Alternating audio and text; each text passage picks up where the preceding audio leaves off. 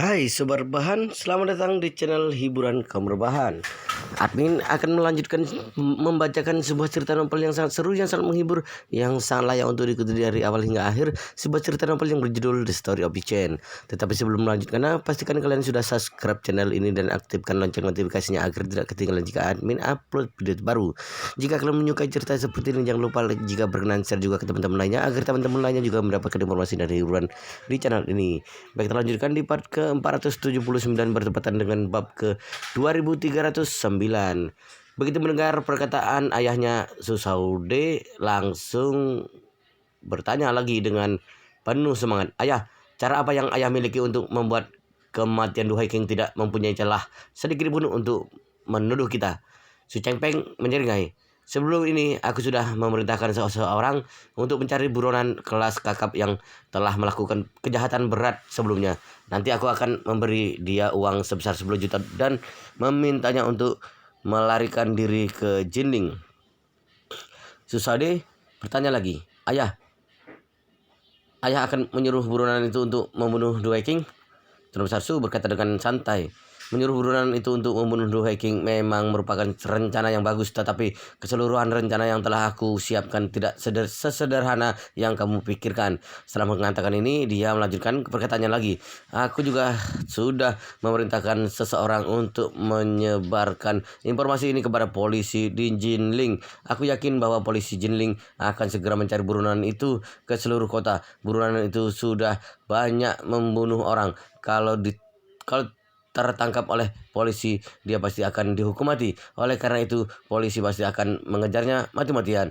Pada waktu yang sudah ditentukan sebelumnya, dia akan terus melarikan diri di sekitar Jinling. Kemudian entah secara sengaja atau tidak, dia akan melarikan diri ke tempat pelelangan. Ketika dia tiba di lokasi pelelangan, polisi Jinling pasti akan mengirim pasukan untuk mengepung klub Chen Bao. Setelah itu, karena polisi dia seperti kura-kura yang terjebak di dalam kuci, maka dia akan menjadi panik dan dia akan refleks menangkap beberapa orang yang ada di sana untuk dijadikan sandera. Untuk bisa meloloskan diri, buronan itu pasti akan menggunakan para sandera untuk mengancam pihak polisi. Dia akan melarikan diri dari sana dengan membawa sandera dan sandera yang akan dibawa masuk ke dalam mobilnya, kemudian pergi dari tempat itu, dan adalah Du Haking. Susode langsung bertanya lagi, lalu kapan dia akan membunuh Du Haking? Setelah dia membawanya masuk ke dalam mobilnya atau setelah dia melarikan diri? Sebuah kilatan tajam melintas di mata Tuan Besar Su. Dia berkata dengan dingin, perintah yang aku berikan kepadanya adalah membunuh Du Haking. Setelah dia melarikan diri, setelah itu aku akan mengirimnya ke Filipina untuk melarikan diri dengan menaiki kapal. Tetapi kalau orang ini masih hidup, hal ini akan meningkatkan resiko keterlibatan kita ke dalam masalah ini. Oleh karena itu, aku sudah memerintahkan orang lain untuk menabrak mobil yang dia kendarai untuk melarikan diri dari tempat pelelangan. Dan di dalam mobil tersebut juga ada Du Haking. Dengan begitu, kita bisa langsung menyingkirkan mereka berdua di waktu yang bersamaan. Mereka berdua tewas karena mengalami kecelakaan. Setelah berbicara sampai di sini, Tuan Besar Su tersenyum sejenak. Kemudian berkata lagi, nanti kedua orang itu akan pergi menghadap Tuhan bersama-sama, dan rencana kita tidak akan pernah terbongkar sampai kapanpun. Bahkan meskipun semua orang mencurigai kita sebagai pelaku yang telah membuat Du Haking terbunuh, tetapi kita tidak perlu khawatir selama mereka tidak mempunyai bukti. Aku tidak perlu memperdulikan mereka. Susode berkata dengan penuh semangat, ayah, strategi ayah ini benar-benar luar biasa. Pertama-tama memerintahkan buronan kelas kakap yang sudah melakukan banyak kejahatan berat untuk melarikan diri ke Jinling, kemudian secara tidak sengaja melarikan diri ke tempat pelelangan untuk menyandera Du Haking, lalu membuatnya mengalami kecelakaan saat sedang melarikan diri dari tempat pelelangan dengan membawa Du Haking. Mereka berdua secara tidak sengaja tewas dalam kecelakaan mobil. Ini adalah skenario yang sangat sempurna yang terlihat adalah Du Haiking sedang tidak beruntung sehingga harus tewas dalam sebuah kecelakaan. Aku yakin tidak akan ada orang yang mencurigai keluarga kita. Ini benar-benar sempurna.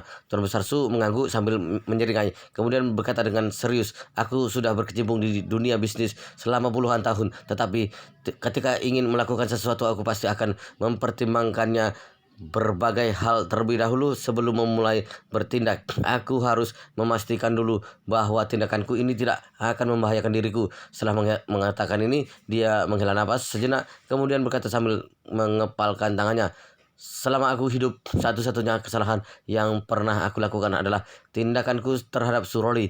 Awalnya aku dan pasukan bela diri Jepang sudah menyusun rencana dengan baik. Bisa dikatakan bahwa rencana kami sudah sangat sempurna, tetapi sampai sekarang aku masih belum tahu sebenarnya kesalahan ada di bagian mana. Aku tidak hanya kehilangan Suroli, tetapi keseluruhan rencanaku juga terbongkar. Ini benar-benar kekalahan telak. Hal yang paling aku khawatirkan sekarang adalah Suroli tidak hanya masih hidup, tetapi dia juga mempunyai seseorang di belakangnya yang membantunya. Kalau benar seperti itu, maka orang ini kemungkinan besar akan menjadi musuh berat keluarga Su di masa depan nanti. Ketika mendengar ini, Su Saude mengangguk setuju. Namun dia berkata di dalam hatinya, meskipun aku juga tidak tahu sebenarnya kesalahan saat bertindak terhadap Roli waktu itu ada di bagian mana, juga tidak tahu apakah di belakang Suroli benar-benar ada orang yang membantunya. Tetapi kalau benar seperti itu, aku benar-benar ingin berterima kasih kepada orang itu. Kalau orang itu tidak masuk rencana ayah mana mungkin menjadikan kakak sebagai kambing hitam. Kalau ayah tidak menjadikan kakak sebagai kambing hitam, mana mungkin aku bisa mempunyai kesempatan untuk menggantikan posisi kakak sebagai penerus ayah. Tetapi kalau Saude tidak berani menunjukkan kegembiraan yang dia rasakan, dia bertanya kepada ayahnya dengan perhatian, ayah, kapan buronan itu akan mulai bertindak? Tuan Besar Su melihat ke arah jam, kemudian menjawab, kalau rencana berjalan dengan lancar dan tidak ada kendala, buronan ini akan tiba di tempat pelelangan 10 menit lagi. Susade langsung bertanya lagi, ayah, 10 menit lagi itu Du Haiking masih ada di sana kan? Pasti. Tuan Besar Su menyeringai dan berkata, saat ini Du Haiking pasti masih mengurus prosedur pembelian rumah. Prosedurnya sangat rumit, pasti akan memakan waktu lama. Dia sangat menginginkan rumah tua itu. Sekarang saat dia akhirnya berhasil mendapatkannya, dia pasti akan menjalani prosedur dengan sangat serius. Susaude mengangguk ringan. Dia merasa sangat lega. Tetapi tiba-tiba dia teringat sesuatu. Dia langsung bertanya, ayah, apa Jiyu sedang bersama dengannya? Apa dia juga akan mengalami kecelakaan? Susaude tahu bahwa ayahnya sangat menyukai cucu perempuannya itu, dan yang Susaude khawatirkan saat ini bukanlah keselamatan Sujiyu. Dikhawatirkan kalau ayahnya itu akan membatalkan seluruh rencananya hanya karena Sujiyu berada di sana. Saat ini ekspresi wajah Tuan Besar Su menjadi sedikit santai. Dia menghela napasnya dan berkata, aku sudah memerintahkan seseorang untuk memberikan foto Du Haiking, Ji Fei, dan Jiyu kepada buronan itu. Dia juga sudah memberitahu buronan itu bahwa dari ketiga orang yang ada di foto tersebut, dia hanya perlu menyingkirkan Du Haiking. Ji Fei cukup peka. Pagi ini dia langsung terbang kembali ke Yanjing dan meninggalkan Jiyu seorang diri. Buronan itu sudah melihat foto Jiyu sebelumnya, jadi dia tidak akan melakukan apapun terhadapnya. Susaude langsung berpura-pura menghela napas lega, kemudian berkata lagi, baguslah kalau begitu. Sejujurnya aku sangat menyukai Jiyu. Anak itu adalah anak yang paling cerdas dan bijaksana di antara para anak muda di keluarga Su.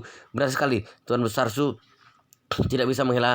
tidak bisa menahan diri untuk tidak berkata, andaikan Jiyu terlahir sebagai anak laki-laki, sungguh sangat disayangkan. Saat melihat sorot penyelesaian yang terlintas di mata ayahnya, sebuah pikiran jahat muncul di benak Saude. Di dalam lubuk hatinya, dia sangat berharap agar Du Haiking dan Su Jiyu menghilang dari dunia ini. Meskipun kakaknya tidak menyayangi Su Haiking, tetapi dia pasti menyayangi Su Jiyu. Kalau ayahnya membuat Du Haiking dan Su Jiyu di waktu yang bersamaan saat Sujiyu terbunuh, maka Susaudau pasti akan sangat membenci ayahnya. Kalau hal itu terjadi, kakaknya tidak hanya akan sekedar disingkirkan ke Australia, dia pasti akan melawan ayahnya itu habis-habisan. Dan untuk melindungi dirinya sendiri, ayahnya pasti akan mengusir kakaknya dari keluarga Su. Dia akan membuat kakaknya itu menjadi miskin dan tidak mempunyai apa-apa. Dengan begitu kakaknya tidak akan pernah bisa bangkit lagi selamanya. Kalau hal ini terjadi, posisi Su Saude sebagai penerus keluarganya di masa depan nanti akan menjadi semakin kokoh. Jadi dia melihat ke arah jam, kemudian berkata kepada ayahnya, "Ayah, aku akan pergi ke kamar mandi sebentar. Setelah itu aku langsung kembali." Tuan Besar Su sama sekali tidak curiga kepadanya. Dia langsung mengangguk, kemudian berkata sambil melambaikan tangannya, "Pergilah." Su Saude langsung meninggalkan ruang kerja ayahnya. Setelahnya, dia buru-buru mengeluarkan handphonenya dan mengirim sebuah pesan kepada orang kepercayaannya. Beberapa hari yang lalu, Tuan Besar Su mengeluarkan uang sebanyak 10 juta untuk memerintahkan seorang mencari buronan kelas kakap yang telah melakukan banyak kejahatan berat. Cepat cari tahu nama buronan itu, kemudian segera hubungi dan beritahu dia bahwa aku akan memberikannya 20 juta lagi dengan syarat dia mau membunuh Sujiyu di waktu yang bersamaan dengan dia membunuh Du Haiking. Pada saat yang sama, di Jinling, seorang pria bermasker muncul di pintu masuk stasiun kereta bawah tanah yang ada di dekat klub Zhenbao. Di pintu masuk stasiun kereta bawah tersebut ada banyak sekali kamera pengawas, sebagian untuk mengawasi keamanan di stasiun, sebagiannya lagi untuk mengawasi Skynet kota. Selain itu, ada juga beberapa kamera pengawas dengan teknologi terbaru yang dilengkapi dengan fitur pengenalan wajah. Beberapa tahun belakangan ini, seiring dengan perkembangan teknologi yang sangat pesat, fitur pengenalan wajah yang biasanya ada di film-film fiksi ilmiah sudah benar-benar digunakan di kehidupan nyata. Bukan hanya handphone yang mempunyai fitur pengenalan wajah, yang lebih penting adalah polisi juga mempunyai sistem pengenalan wajah yang terhubung di atas basis terbesar. Kegunaan terbesar sistem ini adalah bisa menyaring orang dalam jumlah besar dalam waktu yang singkat.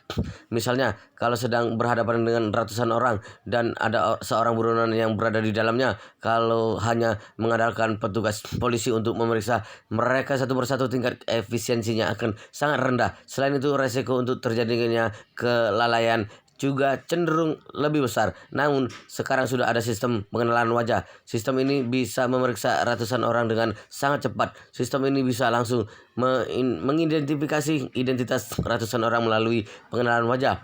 Pada saat yang sama, sistem ini juga bisa langsung memverifikasi identitas ratusan orang.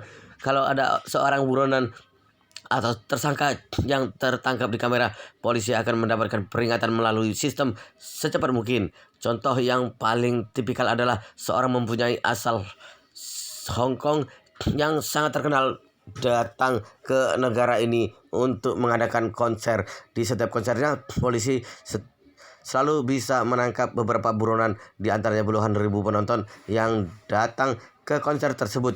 Mengapa tingkat efisiensinya bisa setinggi itu?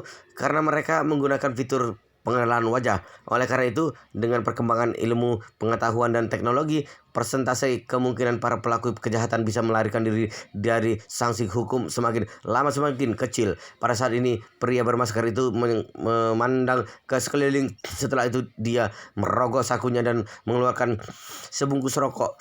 Dengan sangat layu dan kusut, dia merobek bungkus rokok tersebut lalu menemukan bahwa ternyata dia tidak ada satupun rokok di dalamnya. Jadi dia berjalan ke toko serba ada di dekat pintu masuk stasiun kereta bawah tanah. Setibanya di sana, dia langsung berkata kepada pemilik toko tersebut, "Aku ingin membeli sebungkus rokok." Sang pemilik toko langsung bertanya, "Yang lembut atau yang keras?" Pria menjawab, "Yang lembut." Sang pemilik toko segera mengambilkan satu bungkus rokok dari lemari kaca dan menyerahkannya kepadanya sambil berkata, 65. Pria itu langsung melemparkan satu lembar uang 100 yuan kepadanya dan berkata dengan santai, "Ambil saja kembaliannya." Begitu mendengar ini, sang pemilik toko menjadi sangat senang. Dia buru-buru berkata kepadanya, "Terima kasih." Setelah mengambil rokok yang disodorkan oleh sang pemilik toko, pria itu langsung berbalik badan sambil merobek plastik yang terdapat pada bungkus rokok tersebut. Kemudian dia langsung merobek isi kanan bungkus rokoknya. Setelah itu dengan terampil dia mengetuk sisi kiri bungkus rokok tersebut dengan jarinya. Sebatang rokok keluar dari lubang bekas robekan yang ada di sisi kanan bungkus rokok tersebut. Dia mengambil rokok itu kemudian melepas masker yang dia kenakan. Setelahnya terlihat wajah berbentuk persegi yang sedikit garang. Dia meletakkan rokok tersebut di mulutnya. Setelahnya menyalakannya, dia langsung menyesapnya dengan kuat sambil menengok ke kanan dan kiri untuk melihat sekeliling. Mulai sudut matanya dia melirik ke arah deretan kamera pengawas yang dipasang di pintu masuk stasiun kereta bawah tanah tersebut. Setelahnya sebuah senyuman terukir di wajahnya. Dia sudah menjadi buronan selama 3 tahun. Selama 3 tahun ini dia menjalani kehidupan seperti hantu. Dia terus berpindah ke sana kemari untuk bersembunyi. Dia sudah lelah menjalani kehidupan seperti ini. Dia sangat ingin mencari kesempatan untuk bisa pergi ke luar negeri secara diam-diam. Dengan begitu dia bisa hidup dengan tenang tanpa perlu bersembunyi. Tetapi dia sama sekali tidak mempunyai kemampuan dan kesempatan untuk melakukan itu. Jadi dia hanya bisa bersembunyi di ke sana kemari dengan keadaan yang serba kekurangan. Satu-satunya hal yang dapat menghiburnya adalah dia mempunyai cara berkomunikasi yang sangat rahasia dengan keluarganya yang bahkan tidak diketahui oleh polisi sekalipun. Dia melalui komunikasi yang sangat rahasia inilah 2 hari yang lalu keluarganya menghubunginya. Mereka memberitahu bahwa ada orang yang memberi mereka uang 10 juta. Orang itu menyuruhnya untuk membunuh seseorang, dan setelah menyelesaikan tugas ini dia akan dikirim ke luar negeri untuk melarikan diri. Karena keluarganya sudah langsung menerima uang 10 juta itu, dia langsung tergerak dan menerima tawaran itu begitu saja. Biar bagaimanapun dia sudah lelah bersembunyi terus-menerus. Kalau dia menerima tawaran itu, dia bisa menghasilkan 10 juta untuk keluarganya, juga bisa mendapat kesempatan untuk melarikan diri dan agar bisa hidup dengan tenang. Jadi dia sama sekali tidak punya alasan untuk menolak tawaran itu. Oleh karena itu, kemarin dia langsung datang ke Jinling bersiap menjalankan tugas berdasarkan permintaan yang diajukan oleh orang yang memberinya tawaran itu. Pertama-tama dia harus menemukan kamera pengawas dan mengekspos keberadaannya. Setelah itu dia harus melarikan diri dari tempat yang bernama Klub Jenbau. Sekarang hal yang sedang dia lakukan adalah mengekspos keberadaannya agar polisi Jinling mengetahui bahwa dia ada di sini. Pada saat yang sama di kantor pusat Komando Polisi Jinling, sistem pengenalan wajah yang ada di sana tiba-tiba mengeluarkan suara peringatan yang sangat keras. Polisi yang sedang bertugas di sana langsung terkejut. Di layar komputer sudah muncul prompt sistem. Ada satu kalimat yang tertulis di sana. Sistem pengenalan wajah menemukan Liu Zhan, buronan kelas kakap yang sedang dicari, muncul di kota ini. Harap segera diverifikasi. Petugas polisi yang sedang bertugas langsung menyimpan video yang direkam oleh kamera pengawas yang dilengkapi dengan sistem pengenalan wajah. Setelah melihat video tersebut dengan seksama, dia menjadi sangat terkejut. Dia buru-buru mengambil telepon darurat yang ada di atas meja, lalu berkata, "Buronan kelas kakap Liu Zhan muncul di stasiun bawah tanah yang ada di Jalan Lidong. Tolong segera tangkap dia." Seluruh polisi di Jinling langsung gempar. Buronan kelas kakap muncul di Jinling. Ini adalah kejadian yang paling tidak diharapkan oleh polisi setempat, karena begitu buronan ini membuat masalah di suatu daerah, tidak hanya masyarakat di daerah tersebut saja yang akan menderita, tetapi polisi di daerah tersebut juga berada di bawah tekanan yang luar biasa. Jadi polisi segera mengerahkan seluruh petugas kepolisian untuk memutuskan untuk menangkap Liu Zhan. Pada saat yang sama, Liu Zhan menerima sebuah pesan teks di handphonenya. "Polisi Jinling sudah menemukan keberadaanmu. Ada sebuah mobil patroli yang sedang dalam perjalanan untuk menangkapmu. Perhatikan sisi kananmu, jarak mereka masih 800 meter darimu." Setelah membaca pesan tersebut, Li Juan menggertakkan gigi. Dia langsung menatap ke sisi kanannya tanpa berkedip sedikit pun. Tidak lama setelah itu, di kejauhan sebuah mobil polisi muncul dalam bidang penglihatannya. Mobil itu sedang melaju ke arahnya, namun mobil polisi itu tidak menyalakan sirine, seolah-olah tidak sedang menjalankan tugas yang mendadak. Tetapi Liu Zhan tahu betul bahwa orang-orang yang memperkerjakannya adalah orang yang sangat cerdik. Berhubung orang itu mengatakan bahwa mobil polisi itu datang ke sini untuk menangkapnya, maka dia tidak boleh sampai melakukan kesalahan. Saat melihat mobil polisi itu semakin lama semakin mendekat ke arahnya, dia menjadi sangat gugup. Dia tidak langsung melarikan diri, ya, karena dia tahu bahwa orang yang memperkerjakannya mengajukan sebuah permintaan kepadanya. Dia harus dikejar oleh polisi sampai memasuki klub Zhenbao yang ada di sebelahnya. Dia tidak boleh melarikan diri tanpa ada polisi yang mengejarnya. Oleh karena itu, sambil merokok, dia terus berusaha untuk mengendalikan napasnya sambil menghitung jarak mobil polisi tersebut dan memperkirakan waktu yang tepat untuk mulai berlari. Posisi dia saat ini sedang berdiri di trotoar yang sedikit lebih tinggi dari jalan raya. Di sisi jalan terdapat beberapa sepeda, namun yang sedang terparkir. Di sisi jalan terdapat beberapa sepeda umum yang sedang terparkir. Jadi saat mobil polisi yang sedang mengejarnya sampai di depan trotoar tersebut, mobil itu tidak mungkin bisa langsung berhenti tepat di depannya, hanya bisa menepi di sisi jalan, kemudian menghampirinya dengan berjalan kaki dari sisi jalan tersebut menuju ke arah posisi dia berada berjarak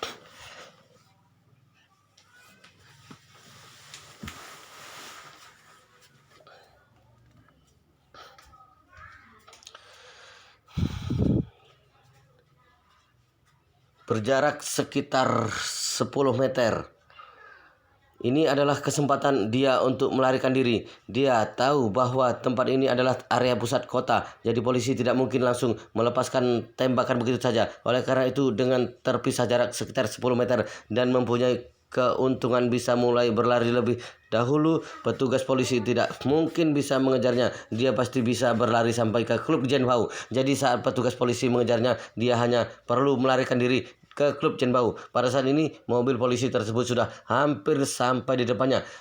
Dia melihat ke arah mobil tersebut sambil berpura-pura terkejut ketika mobil tersebut menepi di sisi jalan lalu berhenti. Dia mulai melangkah mundur dengan hati-hati. Saat ini pintu mobil polisi tersebut terbuka. Beberapa petugas polisi berpura-pura seolah sedang melakukan patroli rutin. Mereka turun dari mobil dengan perlahan, bersiap-siap untuk melumpuhkan Liu Zhan, kemudian menunggu kesempatan yang tepat untuk berjalan mendekatinya. Namun ekspresi wajah Liu Zhan terlihat sangat gugup. Dia mengambil rokok yang menempel di mulutnya, melemparkannya ke tanah, kemudian berbalik badan dan langsung melarikan diri dari mereka. Setelah seorang dari petugas polisi itu langsung berteriak dengan keras, "Liu Zhan, berhenti di situ!" Liu Zhan tidak menengok ke belakang sama sekali. Dia terus berlari seperti orang gila. Beberapa petugas polisi itu segera mengejarnya. Dengan mengandalkan keuntungan di awal yang dia miliki, Liu Zhan membuat petugas polisi berlari mengintari tempat tersebut 2 kali, kemudian langsung menuju ke klub Zhenbao yang letaknya tidak jauh dari sana. Sambil terus mengejar Liu Zhan dengan sekuat tenaganya, salah seorang petugas polisi melaporkan situasi saat ini melalui intercom. Liu Zhan tahu bahwa kita datang ke sini untuk menangkapnya. Begitu melihat kita, dia langsung melarikan diri. Sekarang dia sedang berlari menuju ke klub Zhenbao. Perintahkan petugas polisi untuk segera mengepung klub Zhenbao lalu menangkapnya. Di mata petugas polisi, Liu Zhan sangat panik karena dikejar oleh mereka. Jadi dia hanya asal melarikan diri dan pada akhirnya memutuskan untuk beralih ke klub Chenbao karena letaknya tidak jauh dari sana. Padahal sebenarnya klub Chenbao adalah tujuan utama Liu Zhan. Pada saat yang sama klub Chenbao di dalam aula acara pelelangan masih berlangsung dan Du Haiking saat ini masih menandatangani berbagai dokumen. Ketika Liu Zhan tiba di pintu masuk klub Chenbao, dia hendak berjalan masuk. Seorang penjaga keamanan yang bertugas di sana langsung menghentikannya sambil berkata, "Tuan, tolong tunjukkan kode masuk Anda untuk memasuki tempat pelelangan. Anda baru bisa masuk setelah kami memverifikasi kode masuk Anda." Liu Zhan menengok ke belakang. Dia melihat petugas polisi yang mengejarnya sudah hampir tiba di tempatnya berada saat ini. Jadi dia langsung mengeluarkan pistol dari saku dalam jaketnya, kemudian mengarahkannya ke dahi penjaga keamanan yang melarangnya masuk. Kemudian berkata dengan dingin, "Kalau kamu tidak mengizinkan aku masuk, aku akan langsung menembakmu." Pada saat ini petugas polisi yang mengejarnya melihat bahwa dia membawa sebuah pistol. Mereka terlihat sangat terkejut. Satu persatu dari mereka juga langsung mengeluarkan senjata mereka. Liu Zhan tidak takut sama sekali. Dia langsung membuka jaket yang dia kenakan. Setelahnya terlihat bahwa dia mengenakan sebuah rompi yang dipenuhi dengan bom yang menempel pada sisi kanan dan kiri tubuh bagian depannya. Setelah itu Liu Zhan memegang pistol dengan satu tangannya, sedangkan tangan satunya memegang kawat saklar yang terhubung ke bom yang menempel di tubuhnya. Kemudian dia berteriak dengan keras, "Dengarkan aku baik-baik. Bom yang menempel di tubuhku ini bisa meledak bisa meledakkan sebuah gunung. Kalau aku menyalakannya, seluruh bangunan ini akan langsung hancur berkeping-keping. Kalau kalian berani membantu polisi untuk masuk ke sini, aku akan langsung membuat kalian semua mati bersamaku."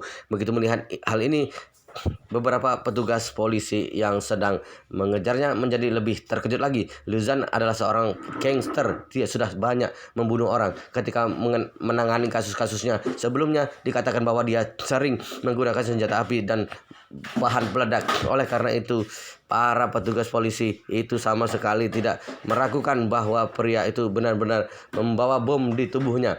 Jadi dalam sekejap semua orang langsung berubah menjadi takut kepadanya. Jarak mereka semua berdekatan. Mereka bisa melihat dengan jelas rompi yang dikenakan oleh Liu Zhan. Rompi itu dipenuhi dengan bom yang berbentuk seperti sosis panjang berwarna merah. Hanya dengan melihatnya sekilas saja bisa diketahui bahwa itu adalah bom yang ledakannya sangat kuat. Bahan peledaknya semacam itu benar-benar sangat kuat. Sebuah batu besar saja bisa langsung hancur begitu diledakkan oleh bom itu. Kalau bom itu benar-benar diledakkan di sini, akibatnya benar-benar tidak terbayangkan. Oleh karena itu, salah seorang petugas polisi langsung berkata dengan keras, "Liu Zhan, tolong jangan gegabah. Kita bisa membicarakan hal ini baik-baik. Tolong berhati-hatilah dengan kawat saklar di tanganmu itu." Liu Zhan menyeringai dan berkata, "Untuk apa aku berhati-hati? Untuk apa aku berhati-hati dengan kawat saklar ini? Aku sudah terlanjur menjadi penjahat yang kejam. Aku sudah membunuh banyak orang. Jadi kalau mati sekarang pun aku tidak akan rugi apa-apa. Oleh karena itu, sebaiknya kalian turuti perkataanku, karena kalau tidak, aku akan langsung meledakkan bangunan ini dan membawa semua orang yang ada di sini mati bersamaku. Kebetulan sekali, kalau begitu aku juga tidak perlu lagi hidup dengan terus bersembunyi ke sana kemari." Setelah mengatakan ini, dia langsung mengerahkan pistolnya ke kepala penjaga keamanan, kemudian berteriak dengan keras, "Biarkan aku masuk, lalu kunci pintunya." Penjaga keamanan itu tidak berani membantahnya. Dia langsung menuruti perintah Liu Zhan. Dia membawa Liu Zhan berjalan memasuki pintu, kemudian langsung mengunci pintu tersebut. Liu Zhan tersebut mengunci dari tangan penjaga keamanan itu, kemudian berkata dengan dingin, "Kamu ikut dengan aku." Penjaga keamanan itu sama sekali tidak berani membantah Liu Zhan.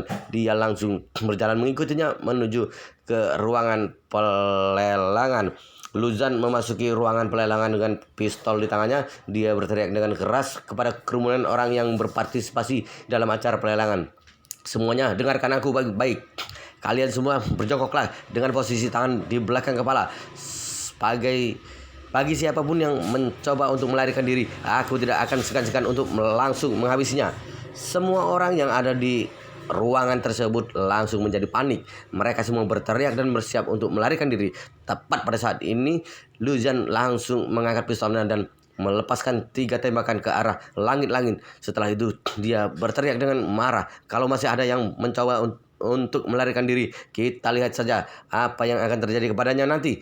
Begitu mendengar suara tembakan, semua orang langsung menjadi ketakutan. Sebagian besar dari mereka langsung berjongkok dan meletakkan tangan mereka di belakang kepala. Tetapi ada 1 atau 2 orang yang merasa bahwa dirinya masih mempunyai kesempatan untuk melarikan diri. Jadi mereka berencana untuk melarikan diri lewat pintu samping. Liu Zhan langsung mengangkat pistolnya lagi dan menembak seorang pria yang mencoba untuk melarikan diri itu. Pria itu langsung tewas di tempat. Setelah menyaksikan hal ini, semua orang yang ada di ruangan tersebut menjadi semakin panik dan ketakutan. Setelah menembak mati pria itu, Liu Zhan langsung berlari ke koridor yang ada di sebelah ruangan tersebut. Menurut informasi yang dia dapatkan dari orang yang memperkerjakannya, target yang harus dia bunuh hari ini berada di ruang kantor yang ada di sebelah koridor. Wow, luar biasa sekali guys, ceritanya sangat seru, sangat menarik, sangat menghibur, sangat membuat kita penasaran jika tidak mengetahui cerita kelanjutannya. Tetapi sepertinya di bab ini sampai di sini dulu dan kita akan lanjutkan di bab berikutnya di video selanjutnya. Pastikan kalian sudah subscribe channel ini dan aktifkan lonceng notifikasinya agar tidak ketinggalan jika admin upload video terbaru. Jika kalian menyukai cerita seperti ini, jangan lupa like jika berkenan, share juga ke teman-teman lainnya agar teman-teman lainnya juga mendapatkan informasi dan hiburan di channel ini. Mari kita lanjutkan di bab berikutnya di video selanjutnya.